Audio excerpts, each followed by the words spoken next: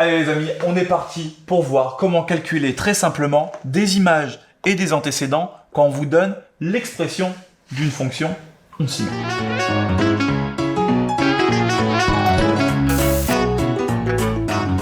Tout d'abord, un peu de vocabulaire. Quand vous écrivez f de 3 égale 5, cette phrase, elle se lit de deux manières.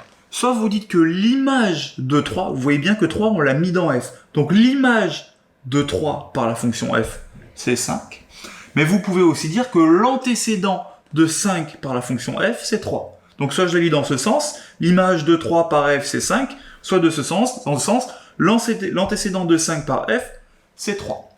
Du coup, quand je vous demande de calculer l'image de 3 par la fonction f, tout ce que vous avez à faire, c'est de calculer f de 3. Or, vous savez que f de quelque chose, c'est 2 fois ce quelque chose moins 5. Donc f de 3, l'image de 3, c'est 2 fois 3 moins 5. J'ai juste remplacé le x qui était là par 3, du coup, il n'y a pas de raison que je ne remplace pas le x qui est là par 3 aussi. 2 fois 3, 6, moins 5, 6 moins 5, ça me fait 1. L'image de 3 par f, c'est 1. L'image de 3 par f, c'est 1. J'encadre, je prends mon point. Dans le sens où vous cherchez des images, c'est très simple. Maintenant, dans le sens où on cherche des antécédents. Cette fois-ci, l'antécédent de 3 par f, je ne le connais pas cet antécédent. Je vais l'appeler point d'interrogation. Mais par contre, je sais que ce point d'interrogation, quand je le mets dans f, ça me fait 3. Donc, ce point d'interrogation que je vais appeler x, je sais que quand je le transforme par f, ça vaut 3. Or, on a vu que quand on transformait x par f, ça faisait 2x moins 5. Donc 2x moins 5 égale 3. Et hop, je me retrouve avec une équation à résoudre. Donc pour mon moins 5, je le passe de l'autre côté, il devient plus 5.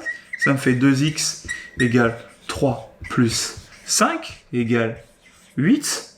Donc x vaut 8 divisé par 2, parce que pour me débarrasser de ce 2, j'ai tout divisé par 2, égale 4. Du coup, l'antécédent de 3 par f, c'est-à-dire le nombre x, qui quand je le mets dans f, me donne 3, c'est x égale 4. Donc l'antécédent de 3 par f, c'est 4.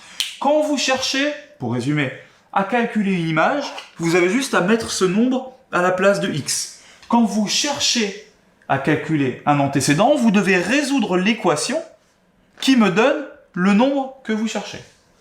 On vous a mis des nombres, vous allez voir que vous allez devenir complètement fou avec cette histoire-là, mais c'est très bien, c'est un très bon exercice. Et une fois que ces histoires d'images et d'antécédents seront solidement là, vous allez voir que cette partie des mathématiques qui consiste à étudier des fonctions et qui s'appelle l'analyse, ça devient vraiment une partie de plaisir. Je vous assure que si ce vocabulaire-là, il est solide, jusqu'à la terminale, vous êtes plus ou moins tranquille. Vous êtes des champions, à vous de jouer. Now go!